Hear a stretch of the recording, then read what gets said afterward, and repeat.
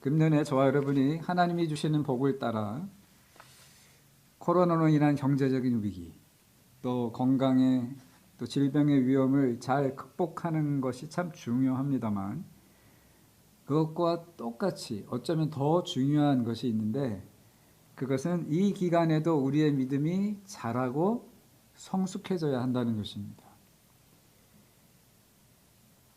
왜냐하면 저와 여러분은 사실 지금 생존을 위해서, 단순히 살아남기 위해서 지금 우리가 이곳에 있는 게 아니라, 성경이 말하는 것처럼 그리스도의 장성한 분량에 이르기까지 우리가 자라야 하는, 그것이 우리의 삶의 목적이고 의미이기 때문인 거죠. 그러니까 단순히 생존만 위해서 살지 말고 성장을 위해서 살아가는 저와 여러분이 되어야 합니다. 사실 고난과 역경 가운데 믿음이 가장 빨리 자라요. 가장 깊이 뿌리를 내려요. 그러니까 만약에 우리가 이 기간에, 다 힘들다고 말하는 이 기간에 우리의 믿음이 자라지 못하고 깊어지지 않으면 다른 때는 더 가능성이 없는 거예요. 언젠가 이 코로나의 모든 이 파도는 다 지나갈 겁니다. 다 지나갔을 때 그냥 우리가 처음 코로나 이전과 똑같은 모습으로, 아니 그것보다 더 퇴보한 모습으로 서 있다면 우리는 그냥 생고생한 거예요. 아무 의미 없이. 그러나 만약에 이것이 지나고 난 후에 우리가 더 성숙해지고 더 강한 모습으로 서 있게 된다면 이 모든 역경과 고난은 그만한 값어치가 있는 줄 믿습니다. 할렐루야. 그래서 정말 그렇게 이 역경 가운데서도 성장하는 삶이야말로 승리하는 삶이라는 것을 생각하면서, 오늘 베드로가 예수님을 만나고 예수님에게 헌신하는 과정을 보면 신앙의 이 성장에도 단계가 있다는 것을 우리가 깨닫게 되는데, 오늘 그 네 단계를 여러분과 함께 나눌 텐데, 그것을 우리의 삶에 적용하면서 나는 어디에 서 있나, 어디까지 이르렀나, 그리고 어디를 향해 가야 되나, 우리가 어디를 향해 가야 되는지 그 길을 알면, 그 지도를 우리가 보게 되면 훨씬 더 그 길을 가는데 우리가 확신이 생기고 힘이 나지 않습니까? 그런 의미에서 오늘 말씀을 통해 은혜 받는 저와 여러분 되기를 바랍니다. 믿음의 첫 번째 단계는 말씀에 귀를 기울이고 듣는 단계입니다. 믿음은 들음에서 난다고 했죠. 오늘 말씀에도 보면 베드로가 주님의 말씀을 들었다 그랬습니다. 밤새도록 고기잡이를 하고 갈릴리 호숫가에서 이제 새벽이 돼서 그물을 다 씻고 돌아가려는데 예수님과 예수님을 따르는 무리들이 왔고, 예수님이 베드로의 그 시몬의 배에 앉아서 해변가에 앉은 사람들을 향해 설교하기를 원하셨어요. 근데 이미 베드로는 예수님을 알고 있었어요. 이게 첫 번째 만남이 아닙니다.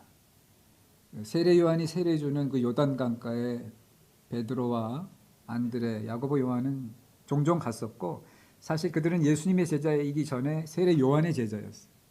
거기서 예수님을 만나고 보았을 겁니다. 세례 요한이 예수님을 증거하는 것도 들었습니다.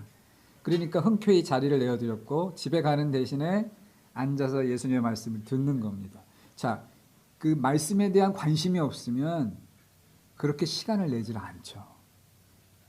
믿음의 첫 번째 단계는 여러분처럼 이렇게 예배에 나와서 하나님이 하시는 말씀을 듣는 것입니다. 그러면 믿음이 생기기 시작해요. 하나님의 말씀은 살았고 운동력이 있어서 좌우의 날선검보다 더 예리하며 사람의 심령과 골수를 쪼개기까지 한다고 했습니다. 하나님의 말씀은 우리 마음 깊이 들어와서 우리 마음속에 혹시 수술이 필요한 부분들을 도려내고 치유가 필요한 부분들을 살리고 아물게 하는 힘이 있어요. 믿음은 말씀과 함께 시작되는 것입니다. 자, 그렇다면 오늘 저와 여러분은 얼마나 이 하나님의 말씀을 자주 듣고 접하고 있나요? 일주일에 한 번, 주일날 이렇게 한 번 듣는 것 가지고는 충분할까요? 제가 볼 때 충분하지 않습니다. 우리가 세상 뉴스는 매일 듣잖아요. 읽거나. 근데 하나님의 말씀도 그렇게 해야 돼요. 세상의 소리를 매일 접하고 우리가 찾아가면서 들으면서 하나님의 말씀을 일주일에 한 번만 들으면 결국 어느 쪽이 이길까요? 어느 쪽이 우리를 더 지배하고 영향을 주고 우리를 끌어갈까요? 세상입니다. 물론 세상의 것도 우리가 들어야 되고 필요하지만 영적으로 이게 밀리는 거예요. 그래서 여러분 교회에서 우리가 매일 성경 이 종이를 드리잖아요. 아니면 여러분이 인터넷에서 다운받으실 수 있잖아요. 그걸 꼭 하셔야 돼요. 교회에서 여러분께 하시라고 부탁드리는 거는 맥시멈이 아니라 미니멈입니다. 여러분 신앙생활에 최소한 이 정도는 해야 된다라고 최소한의 치를 드리는 거예요. 그러니까 사실은 그거는 꼭 하셔야 돼요. 매일 성경을 읽지 않으면서 내 믿음이 자라기를 기대하지 마세요. 먹지 않는데 어떻게 자라겠어요? 매일 먹어야 됩니다.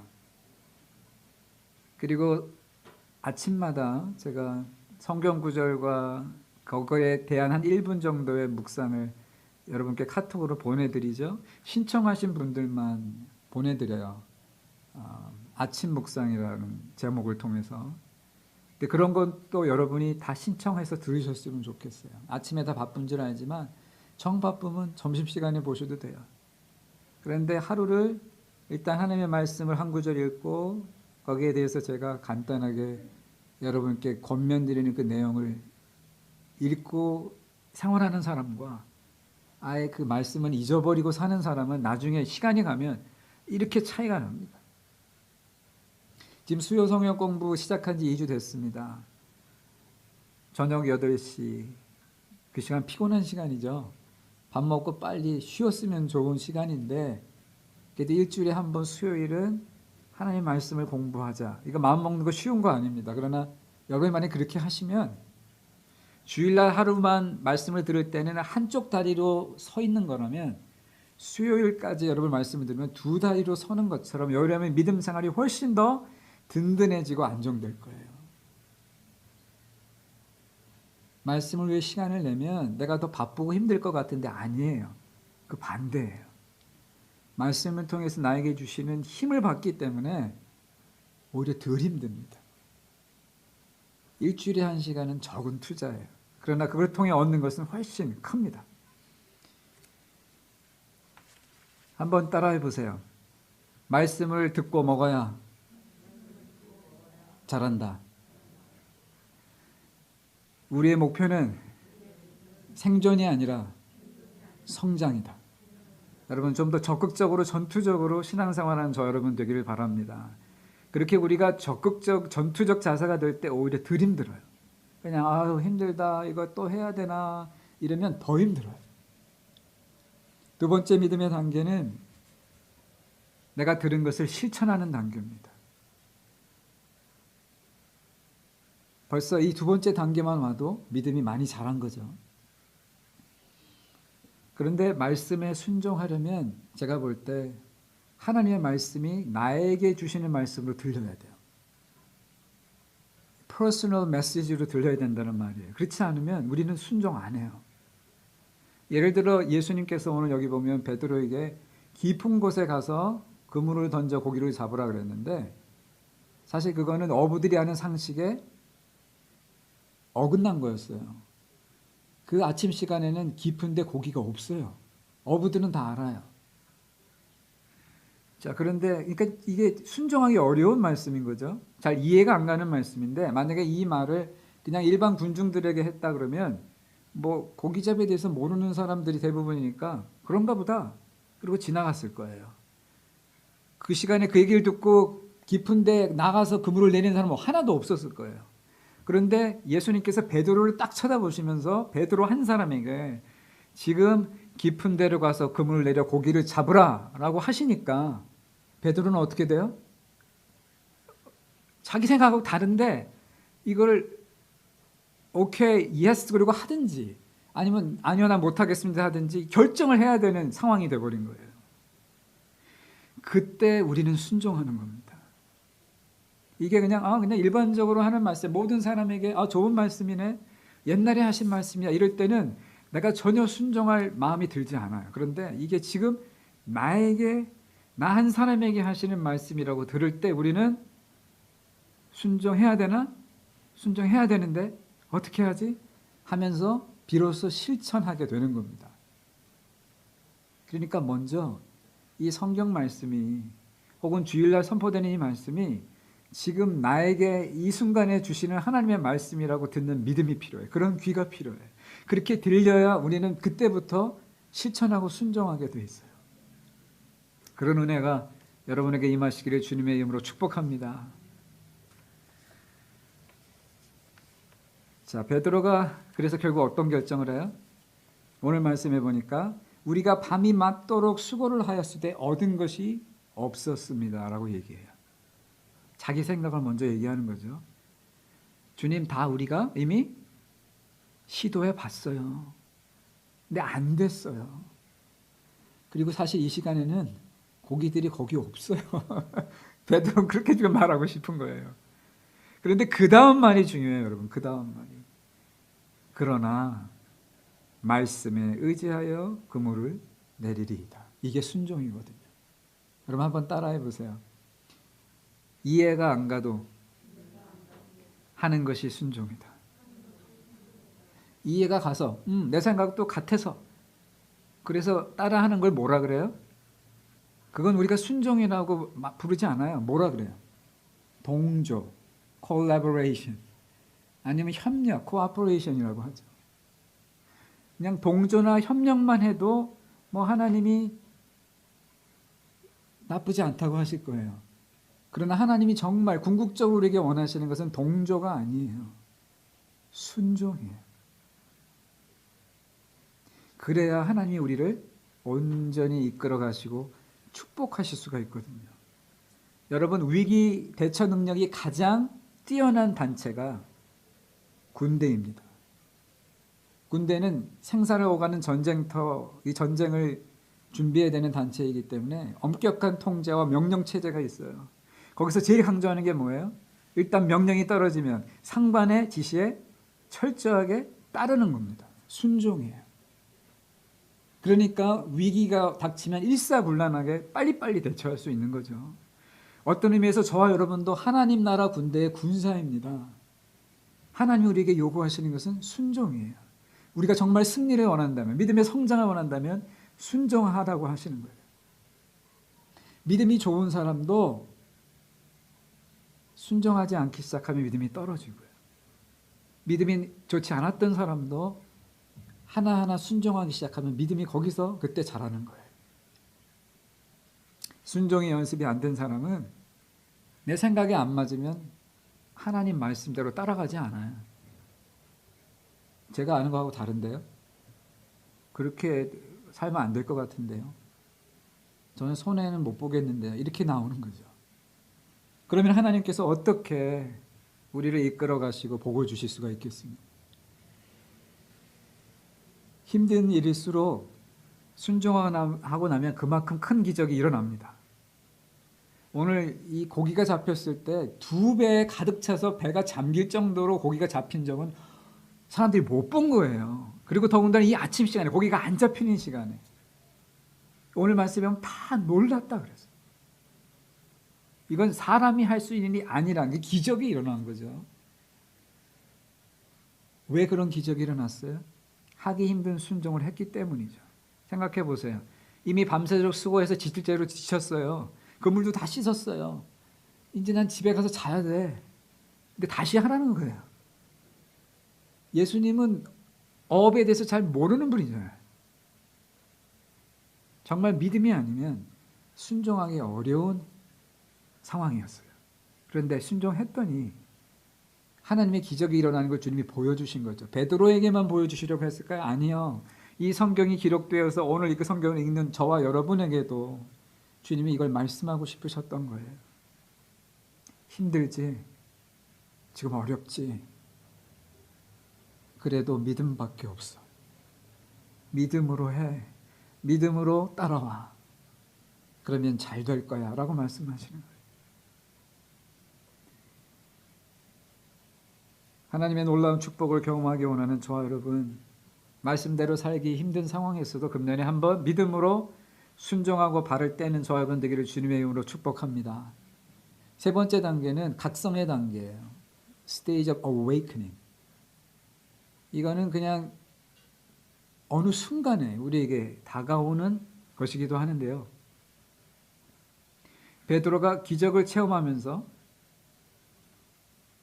이분이 사람이 아니구나, 하나님이셨구나, 하나님의 아들이라더니 세례 요한이 정말이구나, 메시아구나라는 걸 깨닫는 순간이에요. 근데 그 순간에 어떤 고백이 나와요? 나를 떠나소서. 그 다음 말이 중요해요. 나는 죄인으로서이다.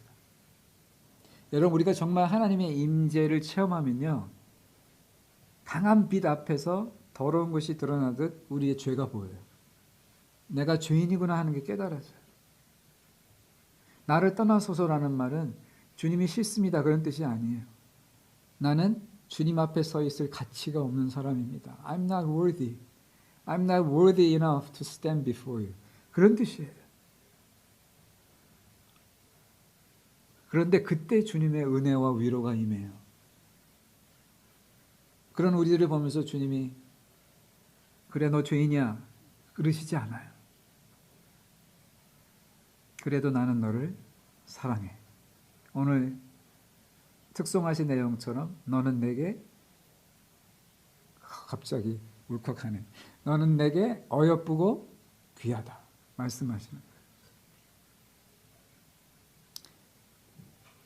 여러분, 죄 때문에 혹시 주님 앞에 가까이 가지 못하는 분이 계세요?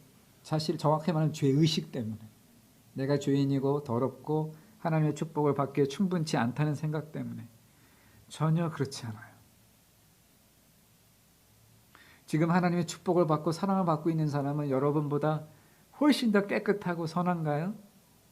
여러분이 보기엔 그럴 수도 있어요. 그런데 하나님 보실 때는 거기서 거기예요. 도토리가 커야 얼마나 크고 작아야 얼마나 작습니까? 저는 도토리 키재기란 말을 좋아해요. 그거는 하나님의 시각에서 볼 때 가능한 일이에요. 하나님의 시각에서 보면 도토리 키재기예요.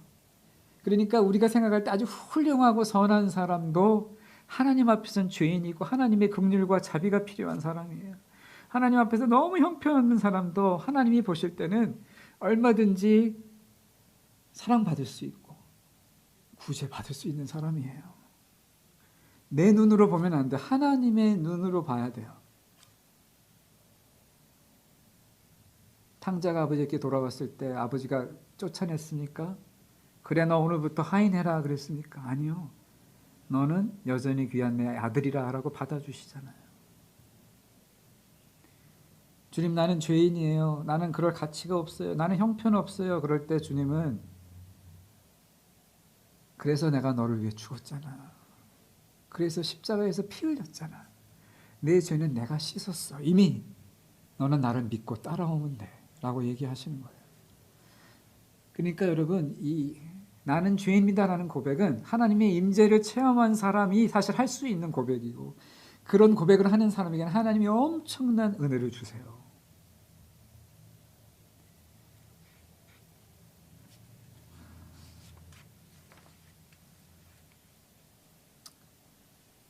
자, 그리고 나서 마지막으로 가는 단계가 소명의 단계입니다. 두려워하지 말라고 하신 주님 뭐라 그러세요? 이제후로는 내가 사람을 취하리라. 너로 사람 낚는 어부가 되게 하리라. 소명이에요. 여태까지는 내 육신의 빵을 위해서 살았는데 하나님의 나라를 위해서 살 수 있는 기회를 주시는 거예요. 그런데 하나님의 임재를 체험하고 하나님이 자기를 사랑한다는 것을 느낀 사람이 이때 예스라고 대답할 수가 있어요. 모든 것을 버려두고 예수를 쫓으니라. 굉장히 부담되는 말씀이잖아요. 저는 젊었을 때부터 이 말을 읽을 때 나는 과연 그렇게 할 수 있을까? 어떻게 그렇게 하지? 고민하다가 결국 신학교 갔는지도 모르겠습니다만, 오늘 저와 여러분이 다 베드로처럼 생업을 버리고 주님을 따라야 되는 건 아니에요. 저는 분명히 알아요. 그게 하나님이 원하시는 게 아니에요. 생각해 보세요. 다 목사 되고 선교사 되고 풀타임으로 하나님 사역자 된다 그러면 버스는 누가 운전하고 돈은 누가 벌고 쓰레기는 누가 치우고 여러분 드라이클리너는 누가 합니까? 다 필요한 거잖아요. 그러나 모든 것을 버려두고 예수님을 따르는 그 마음은 우리에게 필요해요. 이 말은 정확히 말하면 이제 하나님이 베드로의 삶의 첫 번째가 되었다는 뜻이에요. 그게 제일 중요한 거예요. 여러분의 생업을 버리지 않으셔도 돼요. 그러나 여러분 마음속에 다른 어떤 사람보다 하나님이 첫째가 돼야 돼요. 내 비즈니스와 내 일, 내 꿈보다 하나님이 내 삶에 원하시는, 이루기 원하시는 것이 첫 번째가 되어야 돼요. 그러면 베드로처럼 주님을 따르는 거예요. 전적인 헌신이 이루어지는 거예요. 하나님이요, 우리에게 24시간을 내놓으라 하지 않으세요. 우리가 가진 것의 100%를 다 내놓으라 그러지 않으세요. 우리가 지금 살아가고 있는 삶을 살라고 하세요. 그런데 우리의 마음과 관심은 하나님의 나라와 주님이 나에게 원하시는 일에 가 있어야 돼요.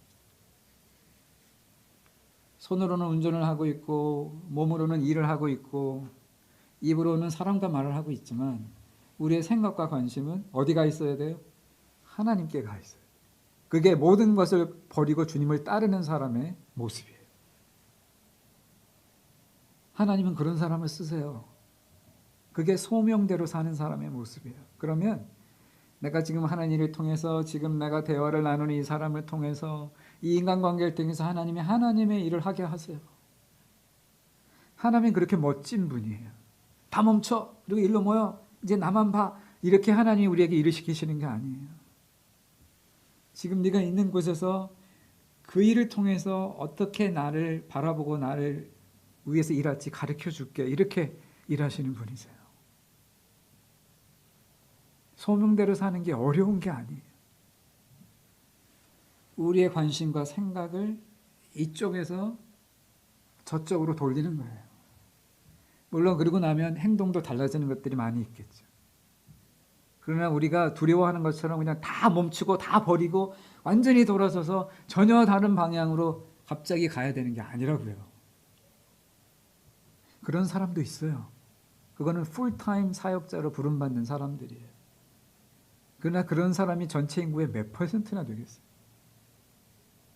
그러니까 여러분, 저는 지금 여러분의 입장에서 얘기합니다. 하나님이 부르신 그 부름, 소명을 위해서 사세요. 그 소명이 뭐예요? 주님이 원하시는 게 뭐예요?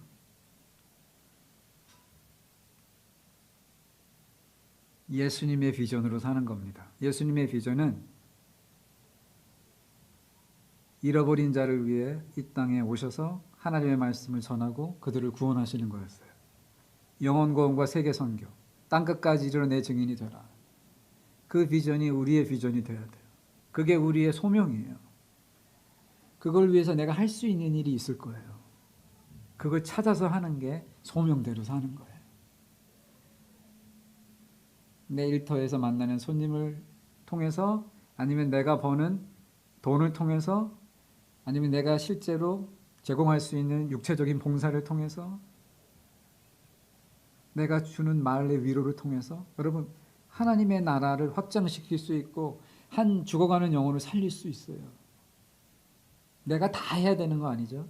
내가 해야 되는 부분이 있는 것뿐이에요. 그 부분만 충실히 감당하면 돼요.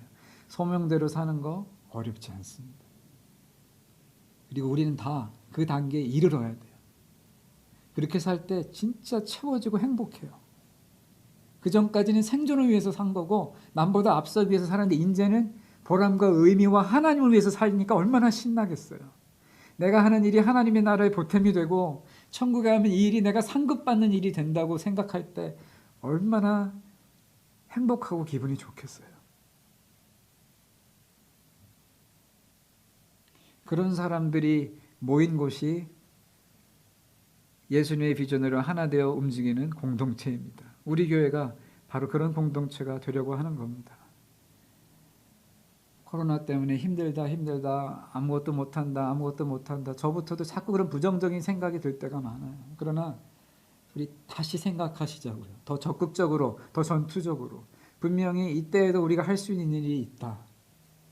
기도하면서 주님이 주시는 소명과 할 일을 찾아가는 저와 여러분 되시기를 주님의 이름으로 축원합니다. 기도하겠습니다.